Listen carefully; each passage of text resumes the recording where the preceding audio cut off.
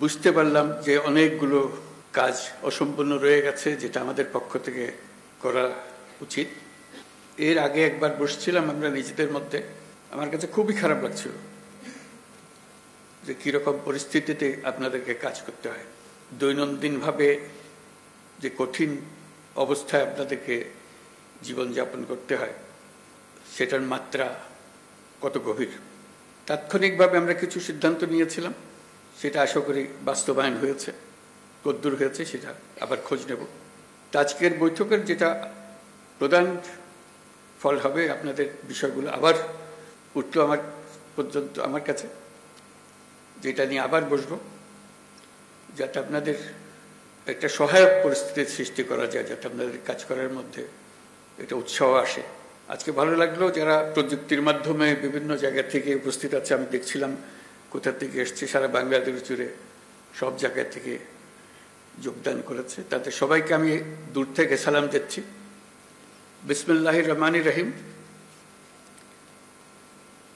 সম্মানিত উপস্থিতি ও প্রিয় পুলিশ সদস্যবৃন্দ, পুলিশ সপ্তাহ 2025 উপলক্ষে বাংলাদেশ পুলিশের সকল সদস্যকে আমি আন্তরিক শুভেচ্ছা ও অভিনন্দন জানাচ্ছি। 71 সালে মহান মুক্তিযুদ্ধের প্রাক্কালে 25শে মার্চ কালো রাতে রাজারবাগ পুলিশ লাইন্সে বাঙালি পুলিশ সদস্যরা সর্বপ্রথম সশস্ত্র প্রতিরোধ গড়ে তোলেন। এই ইতিহাস ভোলার নয়। বাংলাদেশ পুলিশ বাহিনীর গৌরবময় ইতিহাসে এটা মহাগৌরবের অধ্যায়। আজকের দিনে এই মহান মুক্তিযুদ্ধের শহীদ পুলিশ সদস্যদের আমি গভীর শ্রদ্ধা নিবেদন করছি। সর্বস্তরের মানুষের অধিকার, মর্যাদা, ন্যায় বিচার প্রতিষ্ঠিত হবে, কোনো বৈষম্য থাকবে না।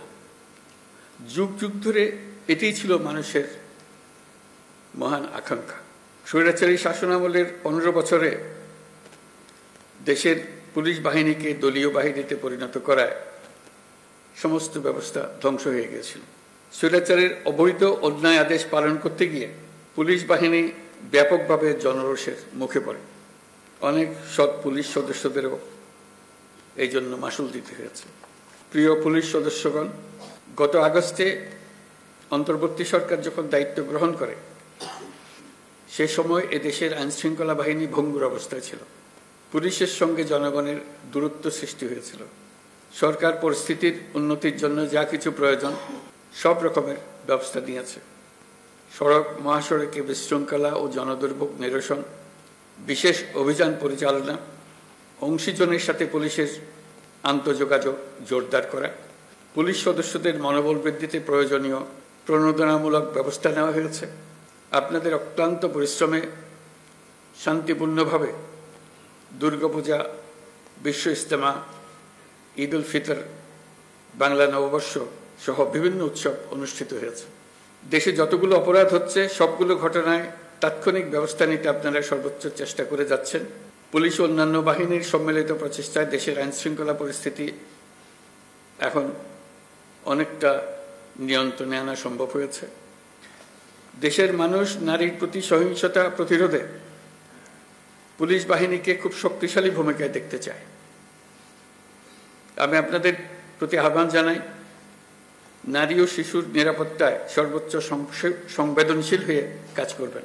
আমাদের সবচেয়ে বড় চ্যালেঞ্জ হলো বিগত 16 বছরে পুলিশ জনগণের মধ্যে যে দূরত্ব সৃষ্টি হয়েছে, সেই দূরত্ব কমিয়ে আনা, পুলিশ বাহিনীর প্রতি মানুষের আস্থা ফিরিয়ে আনা।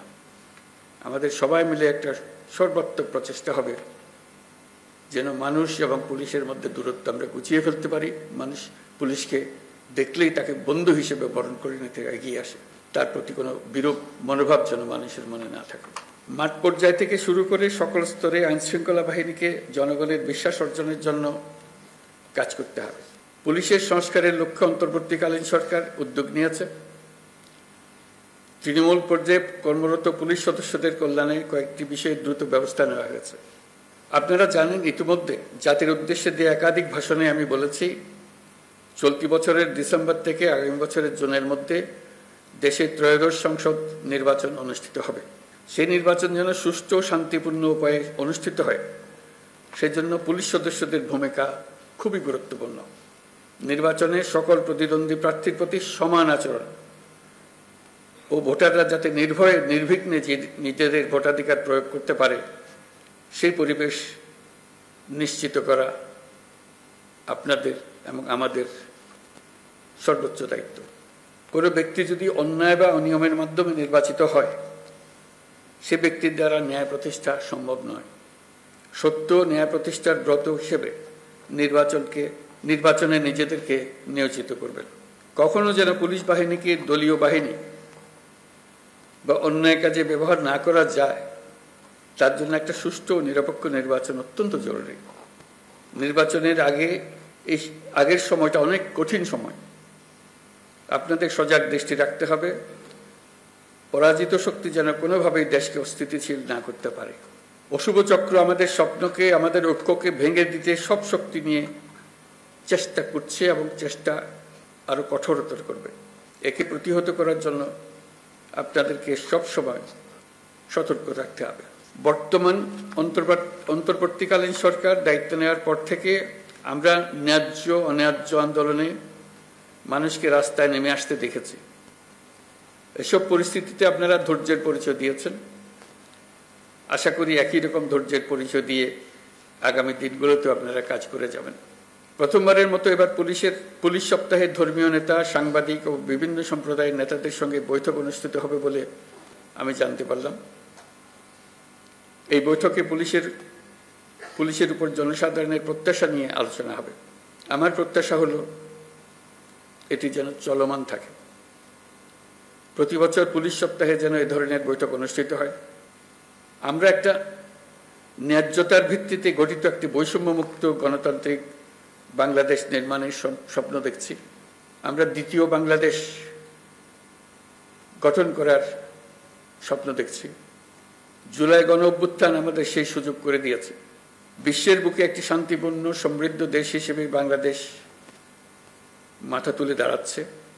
পুলিশের সঙ্গে মানুষের সম্পর্ক, এটা দেখেই সারা দুনিয়া বিচার করে। বাংলাদেশ পুলিশ বাহিনী যেন গোটা বিশ্বে প্রশংসিত হয়, দেশের সকল মানুষের কাছে প্রশংসিত হয়। রেমিটেন্স যোদ্ধাদের ঢাকায় বিশেষ ছাড়ে রেডি ফ্ল্যাট দিচ্ছে শতভাগ বিশ্বস্ত ও নির্ভরযোগ্য প্রতিষ্ঠান প্রবাসীর সিটি।